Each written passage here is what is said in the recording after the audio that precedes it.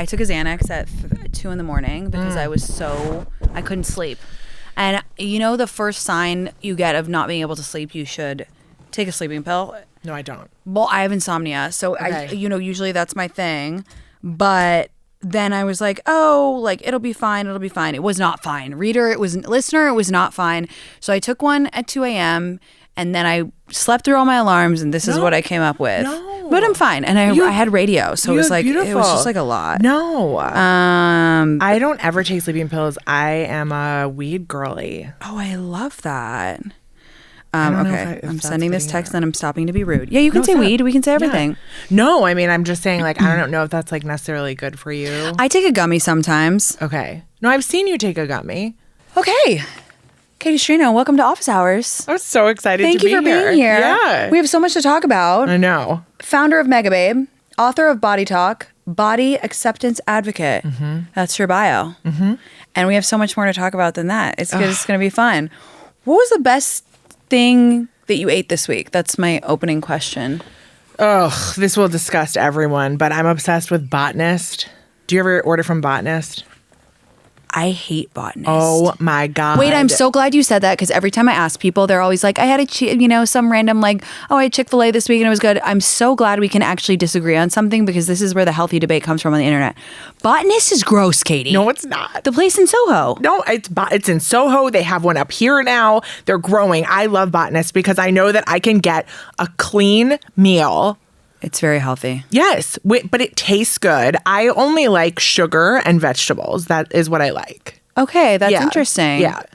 Huh. Yeah. So it's not like I'm not like it's clean and like that's calorically what's good for me. But it's just like you literally just like. No, I love like a pile of steamed spinach, but then also like a gallon of ice cream. Okay, that's fair. Yeah, Botanist, it was too much. It was like a fiber shock to me. And I eat a lot of salad. Like I do feel like I get my fiber in, as we talked about. Yeah, We're going to talk about that fiber. later. Yeah. But like there's some things where I'm just like immediately like, it's not, it's Rhea 911, if you know what I mean. That's what me and my best friend call it. We call it Rhea 911, and it was. But anyway, yeah, sorry about that, Botanist. I mean, a lot of people like you, so I don't think me saying this will cause you any damage. But yeah, my I went with this girl once, and she was like, "This is the best place," and I was like, "Whoa!" Like, yeah, shock to the system. Okay, well, that's good. What was the most annoying part of your week? So far, I'm Yeah. frequently annoyed. Yeah, no, that's okay. Complaining, I'm bringing complaining back. Can I tell you that on my internet, I do not complain because I find influencers who complain to be unbearable. By the way, yes, I agree with you. Influencers who complain are insufferable, and Yes. I never do it on my internet, but I think No, you don't complain on your internet. as a warm-up question, I like when people, because it gets people going, when they're like, I saw a weird thing on the subway. I did see a weird thing on the subway this morning, but you go first. God, what will make people hate me the least? Because I am so frequently annoyed. I would say that I was trying to surprise my friend with a gift on her honeymoon, and I've been calling the hotel for 5 days, and I can't get someone to tell me what activities I can sponsor for her.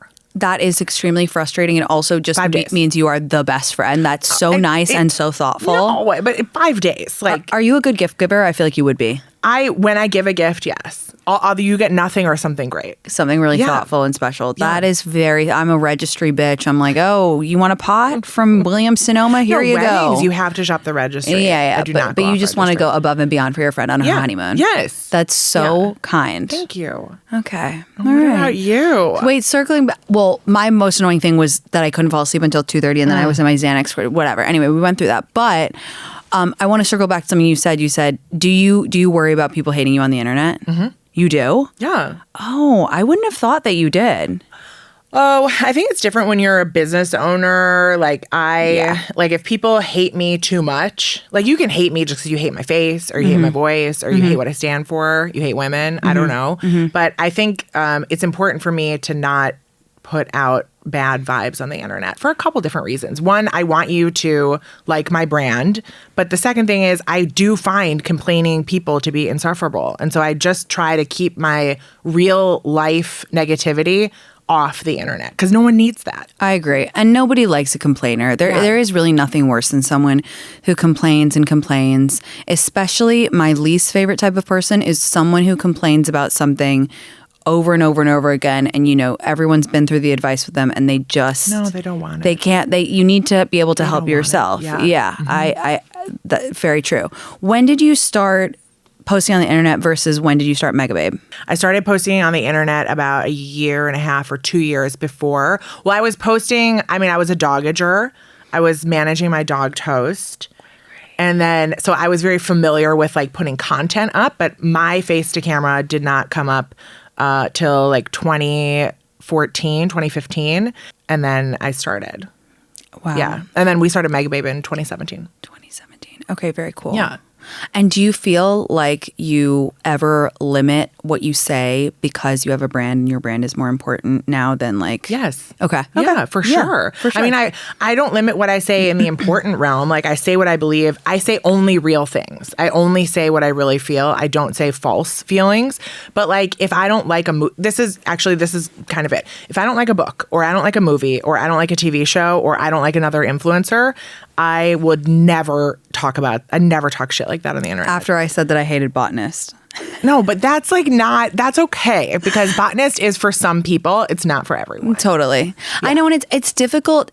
I think my whole team hates Botanist and I love Botanist. I'm going to say it again, but they're literally like, stop ordering fart plates. Exactly. But I think this is actually a really interesting topic because I came up on the internet being very opinionated. Yeah. And I found that with, I don't have a brand like you, but, as I've gotten deeper in with other brands and brand deals and, certain projects that I'm working on, I find that I do limit myself. Mm-hmm. And I think that that's really at odds with who I am as a person because anybody who knows me in real life is like, I either love something or I hate it. Same. And I'm going to go on and on about it either way. So yeah, and even like with the TV thing, I want to make a TV show one day. So it's in the back of my mind. If I'm ripping on, this show, are they secretly being like, well, we will never give her show? Yeah. And that's really difficult. And I think I've gotten a lot better because there was a time, and my community knows this, where I was so muted. And now I'm like,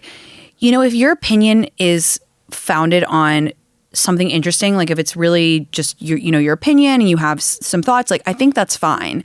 But the problem is the world actually really isn't okay with opinions. If you say, oh, well, I like apples, and you say, well, what about oranges? Those are my favorite. You're just erasing orange erasure. Yes. And I'm like, I don't know. And people, my take on it is that people personalize everything so much. Like if oranges are your favorite fruit, that's your entire identity. Whereas like 20 years ago, it was just an orange. It's just your favorite fruit. Yes. Yeah, I know. So that is how I feel. And I like last night, I actually threw the most shade I've ever thrown on the internet. And then I said it immediately after. Because I was like, I'm not going to overdress for an event because I've seen Real Housewives of New York and Jenna Lyons looking amazing. Everyone else looking like they're going to the Met Gala. And I'm wearing jeans to this party. That happened to you last night? I said it on the internet. But what's wrong with that? Because I was kind of throwing shade at like people who are overdressing or the rest of the housewives who are showing up like bedazzled head to toe and like couture for like a lunch. I mean, the housewives is my biggest conundrum because they all follow me and I like live to recap it. And I just... and then when you meet with them, I'm sure that they love it when you burn them. And that's honestly a good case study because like I think ultimately people don't, I don't know, they don't mind it as much as we think they do. If you were like critical of whatever, I think it's kind of real because everybody is just so like, everything is nice and whatever. I don't think people are like that. I think most people are like negative. Are negative? I think so. I feel like that's what I see. Because I really stay in my corner of like, do you go and like look at things? Where? On the internet. Like, do you, or are you mostly internet? No. That's what I mean. So we're in this like nice little happy space. When I leave our internet and I go, I'm like, this is what someone is complaining about or talking shit about or bashing. So I really, I don't know. I feel like it's mostly negative. Yeah. Yeah. It's so funny you said that because I went to a party last night and, I was so underdressed and I felt so dumb. I thought I was going to be overdressed. I was like, this is going to be like chill. I wore jeans and heeled boots and what I would call a going out top as a millennial, and like a belt and a leather jacket. And, you know, I got a blow dry. I didn't get my makeup done, but I thought I looked like cool. Yeah. And there was people there who were like, in like full like floor length dresses. You looked cool. And I was like, my God. And then on top of it off, it was so hot. And when I get flustered, I was like sweating and I felt so embarrassed. I was like, I'm so underdressed. Oh my God, oh my God, oh my God. So it's funny that you had that experience. So what did you end up wearing last night? I wore like white jeans with like studs on the side and like I think these loafers and like a t-shirt and like a barn coat. Well, it's funny because I was actually chatting with my friend last night and she said, I think, you know, there's that saying that you can never be too overdressed, but she said, I disagree with that. And I guess that's to your point. Yeah. Yes. I mean, Jenna Lyons does always look really cool. Like I'm always struck by her. You know, I think a lot of the women were like struck by her when they watched it back. I could tell it was like, you know, sometimes a jeans and a shirt is all it takes. You don't okay. need Aliyah like to go to like a Hamptons dinner. Like I think that really hit me. Look, I did it again. I'm still talking shit about it. About the Housewives. Yeah, I'm still here. How do you like this season of Real Housewives?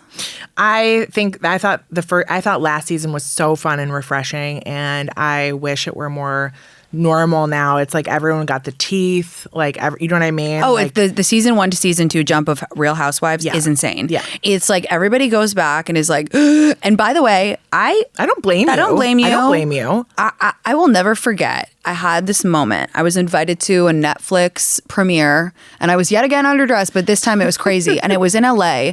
And I didn't know, like, it was right when I was starting out and I didn't know what it meant that there was going to be photographers there. And I'm not saying that to be like, oh, poor little old me. But I was like, I went in this realization par, you know, those dresses, you guys, like it was too big for me. I wasn't wearing a bra, obviously. I didn't have my hair done. I didn't have my makeup done. I looked like I just came for the beach. And I got there and Netflix was like, oh, do you want to do like we're doing this like content moment with like Harry Jowsey, like come get interviewed. And I was like, oh, okay. And I did it. And it was just like all over the internet the next day. And I was like, I look a damn mess. I look a damn mess. No, you can't blame people for getting like the facial glow up because once you see yourself for that many hours on TV, for sure, it's really hard. And if you happen to listen to people talk about you, it's almost superhuman to keep your same nose, face, teeth, hair. Like it really is almost impossible. Yeah, it is. And I think now I'm out here with my real face, you know. Same. Mostly my real face. You know, I think now also in this era of Housewives, they just receive so much more feedback. Yes. So when you look back at, you know, the first... It's pretty horrible. It's horrific. It's too much. Yeah, it is. And I mean, I'm a Bravo head, but some of these Bravo accounts, I'm like, whoa, you guys, you're going to scare them. Human. Just, you know, they're a human. Yeah. Just like, yes, you can say like, okay, I think Brenna's being silly and this and that, but like, some of the psychological breakdowns I see in the comments on Instagram, I'm like, you guys need to touch grass. Like, it's a show on Bravo. Bravo's supposed to be fun. Like, this is not life and death, okay? Yeah. But yeah, it's good. And the ladies are all bringing the fashion in this. No, they're bringing season. the looks. And like, I am out there, I'm wearing the same thing like 4 days in a row. So no, but I agree with you that last season I really liked it because it felt different. It felt like real. fresh. Yeah. Yeah. And now it's it felt a little like Roni season 1, episode 1. Ugh. Yeah. Which is great. Like Bethany Frankel in her rental apartment was what I wanted to see. Know. I don't want to see like I don't know. Everyone's just more polished though, you know. Yeah. I think Housewives has been on for 20 years. I don't know. Can someone fact check that? Yeah. But I think everybody is just a little bit more aware of their outward appearance now, which kind of sucks. It's like, and you know, we've all had the discussion. It's like the phone thing. It's like, you know, you never know where you're going to be recorded. Yeah. But it's just like it's goes back to the apples and oranges things. Like everything is an extension of your brand. 15 seasons. Yeah. Well, whatever. It's like 20 years or so. We're all just so aware of like, oh, what does my toothpaste choice say about me? It's just like I don't know. We got to de-escalate that. Okay. Well, so let's talk about your brand first. Mega Babe. So Butt Stuff is your new product. Yes. Tell me the inspiration for Butt Stuff. Talk a little bit about this new product because it's not me, but I have a friend. Her name is Tinx, and she has some questions about it. So I started Mega Babe because I wanted to stigmatize things that are pretty normal, like thigh chafe or boob sweat or butt acne, like just over women feeling shame about normal body things. And right when we launched, I was like, okay, next we should do a hemorrhoid cream. And everyone was like, this is OTC. We have like a lot of ground to cover before we get there. So I was like, fine. So this has actually been coming for years. And when my sister and my best friend, who are my co-founders of Megababe, when they both had kids, they got wild hemorrhoids. Sorry, ladies.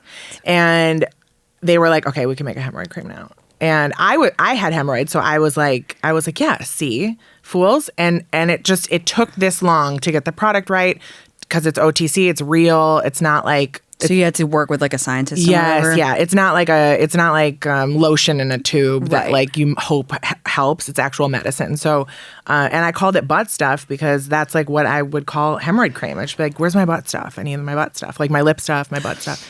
You know? I like that name. Yeah. And so I feel like that's what I'm trying to do. I'm just trying to make people feel normal about stuff that happens to a lot of people. Well, I was researching online last night, and it said a crazy number of people get them in a lifetime. It's like 90% of people get them in a lifetime. Yeah, but like how... It's embarrassing. No, but it's not, because so many people get them. So I just think if more of us were like, oh yeah, like what do you use? Like I feel like it would be less. It'd be like tampons. Like tampons are embarrassing. Right. No, totally. And I so commend you, and I think you're so wonderful how you just destigmatize these things that they shouldn't be embarrassing. No. Like, why am I so embarrassed about it? Like, it's not embarrassing, but it's like there's certain things, and I'm pretty out there. Like, I talk about anal all the time on the pod and whatever, but there are certain things, like, and I'm like dosing myself into it, but like there's certain things where I just like if I go on a trip with a guy, I still go to the lobby bathroom. Well, yeah. Okay, so see, that's okay. Like a hot dump in front of a date. Like, yes, like that's okay. No, you can keep some of your mystery for like. That's another thing, is that when you're out there courting being courted by the world, there's a different energy, and I do respect that. Yeah, I also am like a very vain person, and I want my butthole to look really nice. So I'm gonna try butt stuff. I literally can't wait. But so when before and after is necessary. No. But Pig, my best friend, I call him Pig. I know Pig. Pig has looked at my butthole. Yeah, and I love a friendship like that. And we really, and worse, you guys, we told the guy I was on a date with on Saturday night. I've recently been bringing Pig to all my dates. That's smart. We told the guy. Pig was like, "I seen her butthole. It's very nice." Anyway. I bet you have a great butthole. Well, it's going to be better after butt stuff. It is. So when you say it's over the counter, does that mean, how does that work? There's like an active ingredient that requires a drug fact panel that's been approved by the FDA. Okay, but okay, cool. So we have like a 5% lidocaine, which means that it numbs the area. Okay. Which is why I'm also trying to get it into like communities that have like a lot of anal sex. Okay, that's great. Yeah. And then it also has the shrinking ingredient, so it's going to shrink and numb. We need that. Yeah. We need that. I mean, I asked my gynecologist like a few months ago. I was like, "Is there any safe way to bleach my asshole?" And she was like, "No." That's the second laugh that I got out of Chris today. Was that a laugh, or was that just an exhalation? It was a half laugh. No. Okay. He liked it. Okay. What's the best-selling product? Thigh Rescue. Okay. Yeah, that's our original. That's what we launched. That's like the space we own. It's all about chafe. Best part of being a business owner? I am so passionate about the products that we make that I just feel, I don't know, it's like being on like a high all the time, because I love just preaching about what we do and connecting with we talked about this, how connecting with the people and like hearing how you've helped their lives is like a drug. Yeah, it's the best. Yeah. Sorry, circling back to one more thing. You know, you are so great about destigmatizing these not embarrassing things. What do you think gives you the confidence to like do that? Like, what do you think makes you brave enough to be like, I'm going to talk about hemorrhoids? Because I used to care a lot, and it got me nowhere, and I stopped caring, and it got me a lot further. Do you have any tips on how to stop caring? I think that something we think about a lot is that if you follow certain rules, then certain things will come to you in life. Mm-hmm. And I did that like the first time around. I was like the good girlfriend, the good fiance, the good wife. Like I followed all the rules and did what I was supposed to do, and like kept all my embarrassing things to myself, and like didn't fart out loud for 10 years and like did all that stuff. And then I still got dumped. So it's like you can do all these things, but you're going to keep yourself I mean, it's not about farting like in your relationship, but farting is a metaphor because you're holding all these things in. And I found that once I learned on the other side of that failure, quote unquote, that, following the rules actually doesn't get you where you thought it was going to get you, I started to explore how I really felt about things. And you were more truly yourself. Yes. Yeah. And now you're in the best relationship and like your husband's the best. I love him so much. Yeah. I have a couple Instagram couples that I follow that I always acknowledge Instagram doesn't tell the whole story, but I am an Instagram psychic and I can tell when something is just so real and right. And you guys have that. And it's just like, thank you. It's really beautiful. Yeah. How did you guys meet? Bumble. Really? Yeah. Yeah. Wow. Okay. There you have it. Mm-hmm. We gotta keep swiping, you guys. All right. Let's talk a little bit about body. How do you feel about the state of size inclusivity in 2024? It's dark. Okay. I think it's dark. I think we did so much work for like a solid 10 years, gaining some ground. And now it feels like everything has gone sideways. Why do you think that is? The introduction to the drugs on the market. I think there was like such a big...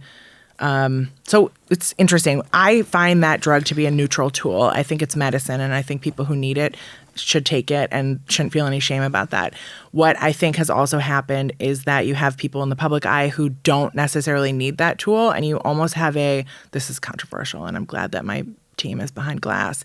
But it's it's almost like a medically supported eating disorder for sure for many people. And so I find that has brought, it's the big question of, I've been trying to accept my whole body for my whole life, but I've always wanted to lose these 10 pounds and I can never lose these 10 pounds. I'm going to chase these 10 pounds.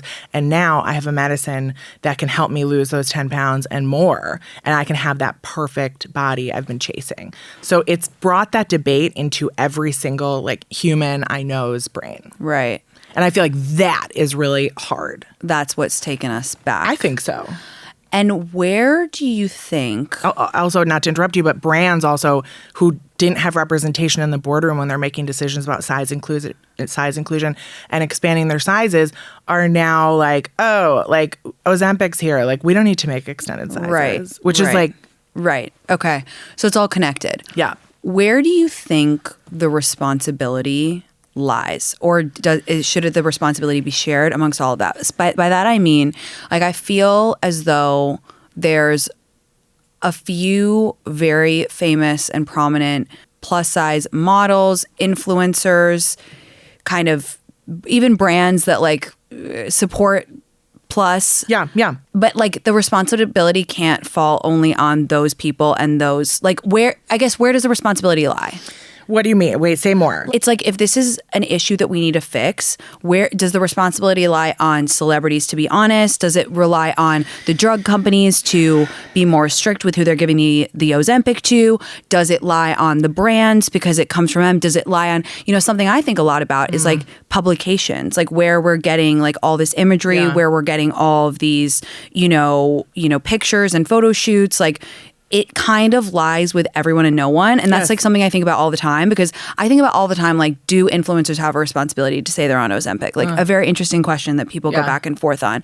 But I always think, like, where does it lie? And I think that there's no central responsibility. And that's why within the space of, what would you say, a year, we've gone backwards. Yes. I think that's really interesting what you're saying, is who does have the responsibility to say what. And I think...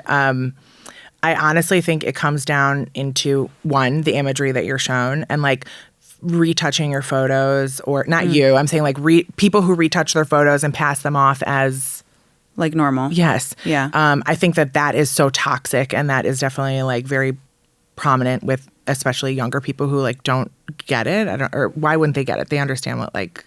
But I think you can see like the AI.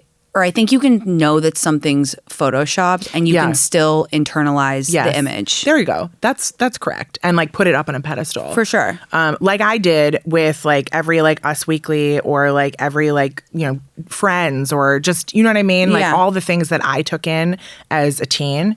I would say the responsibility is probably with the people providing the imagery, and just within your own life, it's a choice you have to make. Do I want to hate my body the rest of my life? Yeah. Because my body's going to change no matter what happens to me. And hopefully, like, I'm going to age and things are going to happen. And like, I can either fight that the rest of my life and make it like the primary thought process that I have, or I can learn to deprioritize that and accept myself. It doesn't mean I can't make changes. It just means that I'm not going to let that rule my brain my whole life. Yeah. I don't know if that really answers your question, but it almost feels like once you make that decision, you can start making domino effect decisions in your life. Like when you're sitting with 5 girls and you're at dinner and everyone starts talking about a diet or a workout or whatever, you can actually shut that down and be like, guys, we have like a different, like, can we like pivot this? Like, yeah. No, it's difficult. It's really difficult. Like I don't have a clear answer for you. No. Yeah. And I know. And I think it's like an interesting discussion to have and to chew on, because it's like, I sometimes feel like unless it changes from the top, I think it will be hard to affect real change. Yes. But we were almost there. But it's like, then it makes me feel like, I don't know. It's a really interesting. I don't have the answer either. Yeah. And I think about my role in diet culture and the things I say offhandedly that contribute to it. And I think about, it's difficult. I think especially for women, because like every woman is on their journey of like at a various stage, and sometimes the work can be tiring. Like you know how we were saying, like it's our own responsibility, and I think that that's something I've said over the years to my community is like it's like, as long as you don't equate your body with worth, that's like what I try to focus on, because I think it's sometimes an unrealistic thing to say, love yourself completely at every stage of whatever. And so I always try to say to my little crew is like, you can notice those changes and feel types of ways, but you can't accept less from a guy, a job, the world because of that. You have to know what you're worth, and then the other stuff is like kind of almost a separate issue, and make sure that that doesn't affect how you feel about your worth as a human. Like that's exactly it. And also, you have this hot body. I'm sorry to talk about your body like this, but like you've got this hot ass body, and I feel like it's a body that people aspire to. And I think that there's a difference between showing up and saying, here's me in a bikini, and here's me being like, look how skinny my arm looks. Like there's a difference with that. But listen, I cop to it. I say the offhanded things that slip out of my mouth. Like I try to be as open about that as possible. Like I am a millennial woman. Like I grew up with a certain type of unlearning everything, conditioning, and it's like it's so hard. And I think the worst thing that we can do is like deny that. Like it was like if you guys have seen Josie and the Pussycats, the subliminal messaging, it was like that was our entire life as millennials. And it's like it's so hard to unlearn that. So you also just have to like give yourself grace. Absolutely. I'm not militant about this. I'm just like, let's keep trying.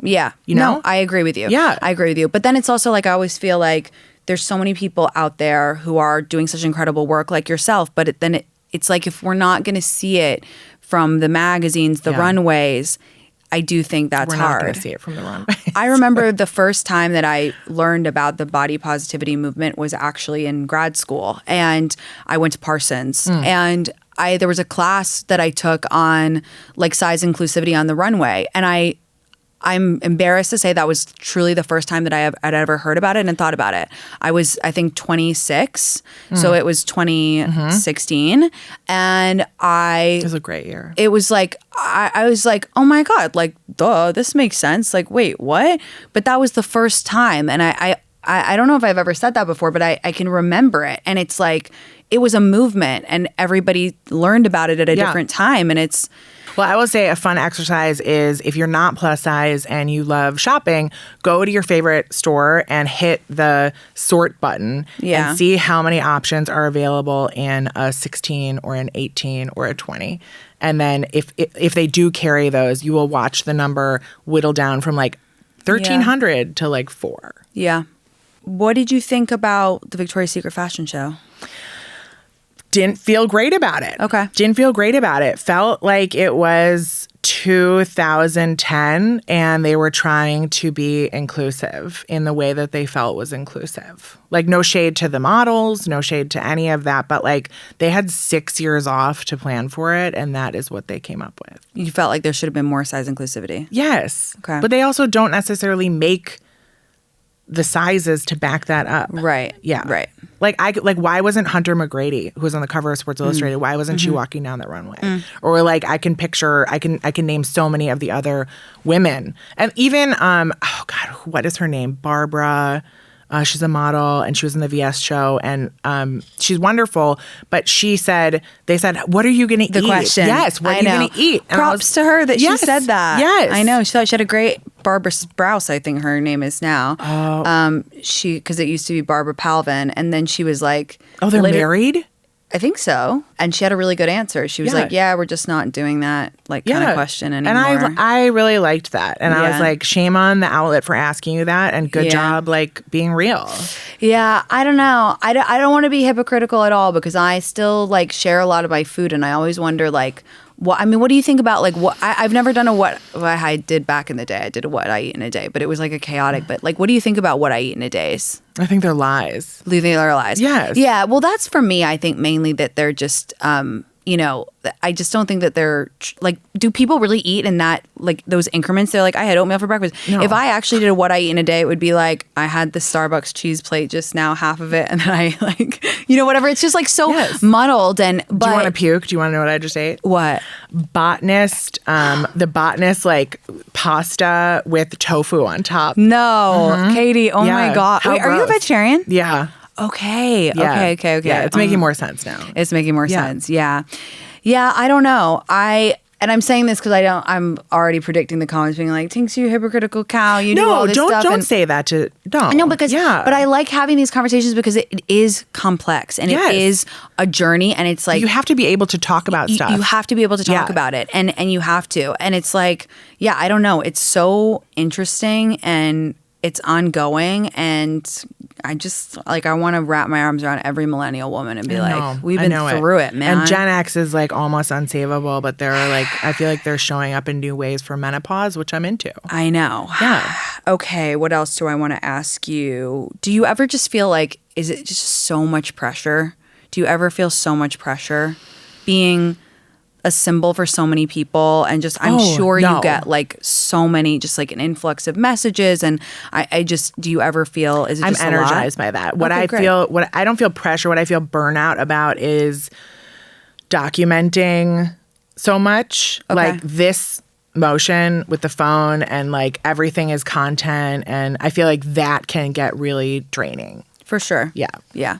I feel you on that. And also when you're trying so hard and then people still complain to you, I feel like that really affects me mentally, and I feel like people don't really know that. Yeah, and that's like the type of thing, to go back to our previous conversation, that you can't complain about, because they're like, oh, you get tired of holding your phone in front of your face. Never. And you're like, I have literally rotted probably 30% of my brain at this point by looking at the phone and being like, yes. Yeah, and it's interesting. We're sacrificing this. For sure. Yeah. Like frontal lobe is not rocking. No. But like, it's so funny. I was 29 when I started being an influencer. I'm 34 now. And like, there was a time when I lived life through the lens, and I was like, everything is such a joy to capture, and I want to do my whole life. And now I'm like, no shade to my community or my, content or whatever, but I'm just like, I would rather just eat dinner with my friends and take a picture of it. Like, I would rather just be present in that moment than like try to make this a bit. Yes. And it's just like different phases of this job, I guess. But which we're lucky to have. Which we are very lucky to have, and we love it, and we love all our followers, and we love all our brand partnerships. Thank you. Follow, like, subscribe. Okay, so earlier this year, you called out Weight Watchers for their perpetuation of diet culture. Mm-hmm. Then you were asked to join Oprah on stage to unpack that topic. Can you walk me through that entire process? Yes. Oprah was doing a special on ABC. So my mom obviously called me and was like, Oprah's doing a special. Are you going to watch it? And I was like, I will now. So I watched it for my community, and then I reviewed it, and I thought, man, that really missed a lot of the points. The topic was Ozempic. And I was like, this really missed a lot of the points, including like the fact that we are like fed poison through like corporate food and like essentially we're addicted to food because that's like what they give the American population. And it dismissed a lot of the societal pressures and the mental load that comes with having a bigger body. And so I said that on my internet. And then Seema, who was the CEO of Weight Watchers at the time, did something that I thought was so impressive for any CEO to do.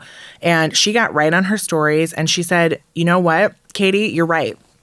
Weight Watchers has been a huge part of perpetuating this diet culture, not because of the weight loss program necessarily, but having children attend Weight Watchers meetings, which is I have so much trauma in my DMs from women who attended Weight Watchers meetings as children.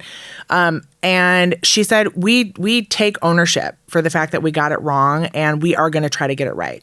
Seema is no longer the CEO of Weight Watchers.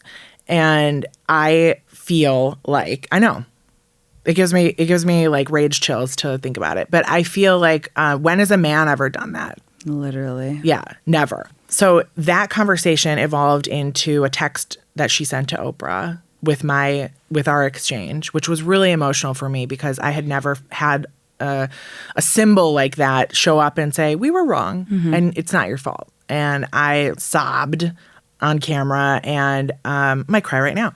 And then she said, Oprah wants to do a special with you. And I helped them put together the special. It was a 3-hour conversation, which is a really long time. We had a virtual audience and an in-person audience, and I sat down for like 12 minutes with Oprah. So crazy. Yeah. It was really crazy. And she was like, why are you here today? And I got so nervous meeting her backstage. I got so nervous that my anxiety, I ran away when I met her. I said, it's nice to meet you. And then I literally, there's a video of me. I ran to the other side of the room. Yep. Because I was like, I can't handle this. And then she brought the speakers together and said, you're here for a reason. Say what you came to say. So I like gathered myself, got on there and delivered my message. And I've like never been more proud. It's the most incredible accomplishment. Thank you. Dude, it's like pretty insane. And there's nothing like, I don't need anything else from that. Like that was a peak and that's it. You know what I mean? That's a great way to look at it too. Yeah. Do you think it's affected your relationships with any other brands? Or did it affect... Which part? I don't know. Just like the way that you spoke about Weight Watchers or anything like that or any of the brands you work with? I don't think so. I think I'm pretty clear about what you stand for. Yeah. Wow. It doesn't stop brands from like contacting me and be like, we'd love to send you jeans. And they go up to like a 30 and I'm like... You're like... For my foot? Like, what do you want? Wow. Yeah. I can't believe you were like... I can't believe you met Oprah. It was as good as you think it was and better. And her skin was so soft that I wanted to cry. She's amazing. No, I just wanted to go home with her. And I felt that connection with her. And I watched her do it with every single person in a crowded room. And I was like, what a gift and a unique person. Like transcends human. I don't know. Yeah.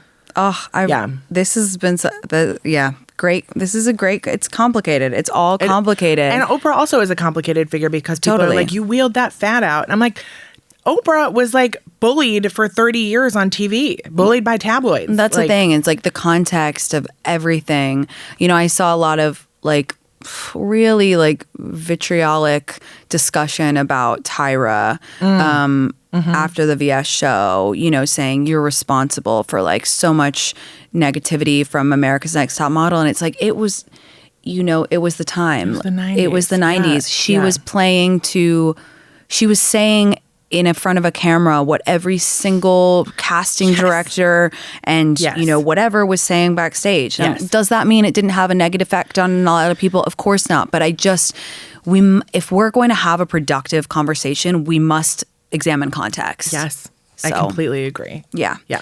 Let's talk about your book. Okay. Tell me about this novel that's coming up. Okay, so it is, I'm so excited and I've wanted to do this for years. It's my first novel, and novel means fiction, in case you didn't know that. Because I didn't, embarrassingly enough. I just thought it was like a novel. Like, let's not dwell there. Anyway, I wanted to write a rom-com that centered around a plus-size woman that wasn't depressing. I love that. Yeah, we needed a new hero. Like Bridget Jones is the last like pop culture reference I can put that like, even though she's 130 pounds. That is seared into my brain. No, of course it is. Same for me. So I'm just saying, let's get another character out there who you can aspire to be. Yeah. She's a successful business owner. She's got dudes after her. Yeah. She's like embracing her body. Like, let's get this pop culture person out there so that people can have a new thing to attach to. Because Shrill was an amazing show. I don't know if you watched Shrill. Ask you if Shrill you was thought incredible, but you weren't inspiring to be that character. Or you weren't aspiring to be that character. No, but I wasn't. But I thought that was an amazing show. It was incredible. I loved Shrill. Oh my God, the writing was Shrill was excellent. And I was like, we need more of this. We need so much more. But we haven't had more of Shrill. You're right. We haven't. Yeah, we haven't. And like also that's another opportunity for a plus size actress. That's another like for sure. There's just I mean, this is me manifesting that I want this to be a Netflix show. Yeah. You know? Yeah. Of course. That's so cool. When does it come out? It comes out I'm trying to push the date back to May. And it's supposed to come out in June. Everyone just watch the space. Can we pre-order yet? You can. The cover's not up, but I pre-ordered a copy. Okay, great. You guys can pre-order. It's called Sunny Side Up. I love that. Where's it set? Everyone's murdering me right now. You're not allowed to say any of this. We can edit it out. No, keep it in. No, keep it in. Yeah, we got to order Sunny Side Up right now. Yeah. That's so cool. That's what I'm saying. Okay. Let's talk about, we've been yapping. All right, let's talk about a few fun pop culture stories to switch it up. Want your take. Did you watch Beef on Netflix? Loved. So Oscar Isaac, Carey Mulligan, Charles Melton, all set to join Beef season 2. I can't wait. I loved that show. Me too. And you know what's funny is I actually auditioned for a part in the first season, and it was I went through like a 6 months. Were you an actress? No. Okay. But trying to be, but you know. And I went through a 6 month period where I was like, I told my agents, I was like, I'll audition for anything, and I auditioned for like whoever Ali Wong's like assistant in the plant shop was. She has like 3 words. I auditioned for her. You didn't get this role? No, and then I totally you gotta forgot. Laugh there. And Chris, I gotta laugh. Why? Because you don't think I'm a good actress? Yeah, that's what I'm saying. No, I am looking for my cameo breakout role, and then Lauren, my assistant, was like, "Did you?" We did these, ran these lines together. I've said these lines, and I was like, wow, I completely forgot. But honestly, love that for them. I mean, Beef is just so good. The writing is so phenomenal. They won all those awards. Yeah, love it. You know what? Michelle Buteau has a show called Survival of the Thickest, and that is the other plus size show that has come out that is inspirational. I'll check it out. And I did have a cameo in it, and I did say 2 words. Oh my God, that's so fun. Yeah, it was very exciting. I love that. I have to check it out. Oscar Isaac, he's hot. He's sexy. Carey Mulligan, good actress. Yep. Charles Melton, sexy. Yep. Love it. Okay, no notes on that. No notes. Okay, this one is funny. Amy Adams ditched tweezers to display her real chin hairs in Night Bitch. It grows like I'm a catfish. Her character, referred to only as a mother, is a struggling stay-at-home mom who transforms into a dog. I feel like that most days also. In an interview with Variety, the actress, 50, said that she volunteered to grow out her own chin hairs for the film. The hair on the face, that was mine, she told the outlet. I saw it as a wonderful expression of the human experience without any artifice or fillers or filters or tweezers. I have that kind of hair that just grows overnight. Did you watch the trailer for this? No, I didn't. Not yet. It's really good because I feel like it taps into a sense. I don't have kids and I don't plan on having children, and it taps into this part of motherhood that is so demoralizing. Yeah. And I really liked this because it shows this like, wait, hold the fuck on. We are actually the most powerful people on this planet. Oh, without a shadow of a doubt. I'll be really interested in that because that's a conversation I'm always having with my community, and that I'm so interested. As someone who's undecided about kids, I just, you know. Undecided? Yeah, kind of. I don't know. Okay. Either way, we can be lifelong friends, but like if you don't choose to have kids, I'm really in the market. Yeah. Okay. Yeah. Exactly. Yeah. Mm-hmm. It's like, and there's so many interesting conversations about motherhood, and I feel like so many honest, you know, really just honest reflections on it. I don't know if you were aware of the whole 17 diapers scandal on TikTok. No. We don't need to go into it, but like it's just, you know, women being honest about the absolute like sheer insanity of postpartum and all that. But I think we're also at this point where we're having really interesting discussions about women who choose to be child free and what that can look like for the first time. And I, as I think about my future, and again, I'm completely undecided, but like there's been so much honesty on TikTok where I've been really encouraged. Like I never thought I would be allowed to say, I don't know if I want kids. And now I see on TikTok all these women who are like, yeah, I'm 45, never had kids, never wanted kids, and I'm so happy. I need to find that. You need to find that because it's a really interesting side of TikTok. And anyway, back to chin hairs. I have PCOS, so like I have this one chin hair that's like, why won't it go away? I was getting a facial the other day, and my facialist was like, "Do you want me to laser hair removal this?" And I was like, "Fuck, it's back again." It's like Medusa. Like every time I get it, like 3 more grow back. Yes. And I used to listen to this podcast. I'm going to be so real with you guys for a second. Now, a podcast that was such a huge inspiration for my podcast was The High Low Show with Dolly Alderton and Pandora Sykes. My God. Okay. Like, they're the best. They're the OGs. They're the blueprint. Yes. And I don't know how I loved them. I don't know what I was like in my 20s when I used to listen to them, and I had the cockiness of youth, and they would always talk about their chin hairs, and I will remember thinking 2 things. Number 1, I would never have a chin hair. That's so gross. And number 2, I would never talk about it. If I did, I would literally just like laser myself and never speak it up again. Well, guess what, guys? I got a chin hair and I'm talking about it. Shout out Pandora and Dolly. You inspire me so much. That podcast was the best.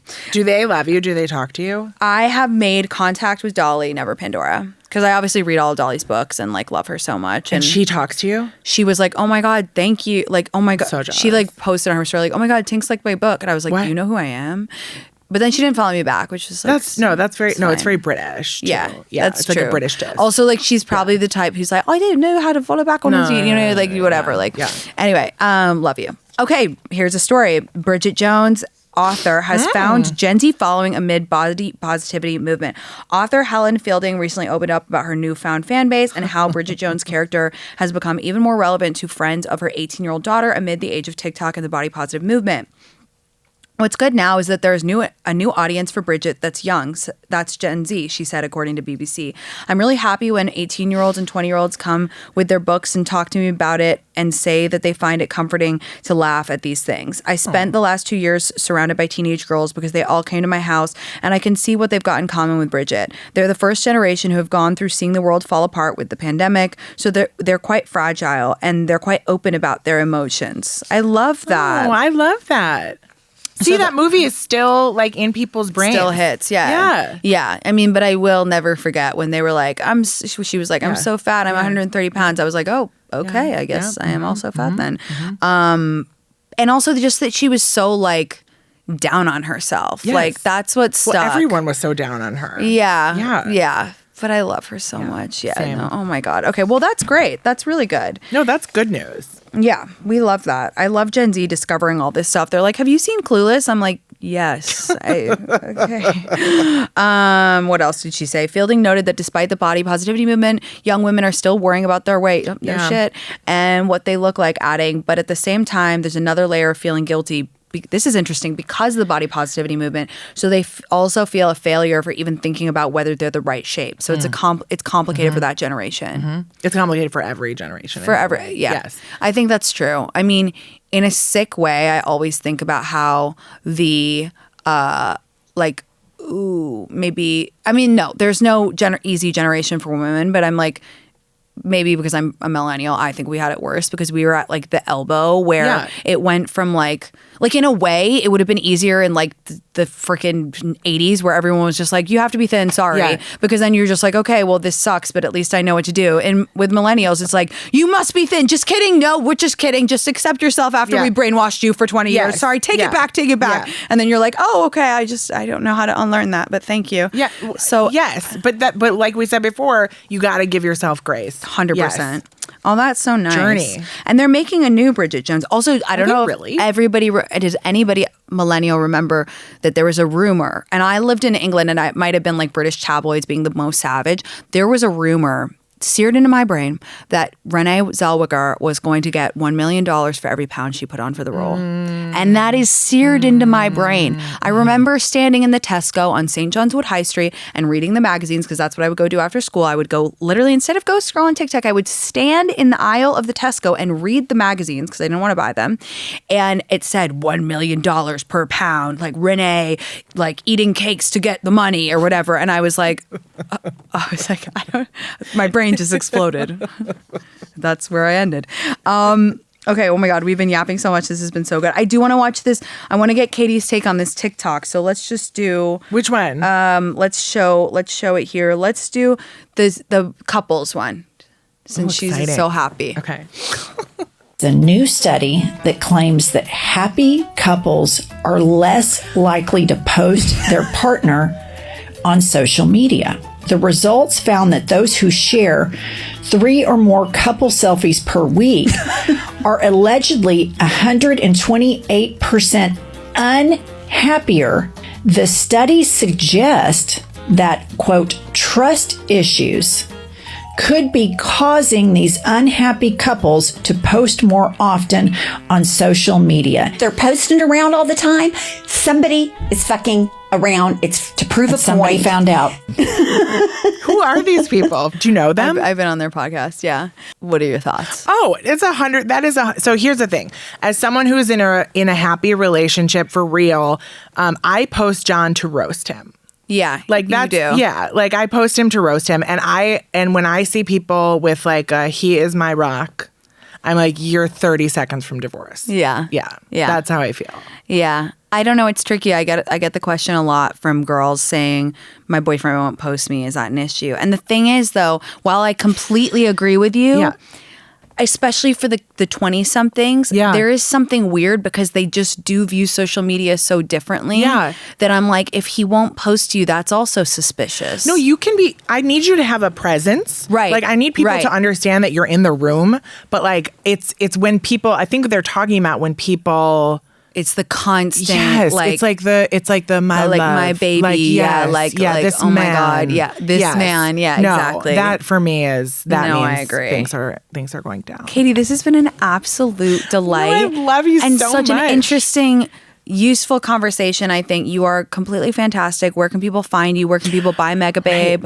Where can people pre-order your book? You can follow me at Katie Sturino on the internet, and then you can buy Mega Babe at Target, Ulta, or Walmart, or our website, or Amazon. And you can pre-order my book, unauthorized by my agent, at Amazon.com right now. Love it. Thank you so much for joining. Thank you. Bye.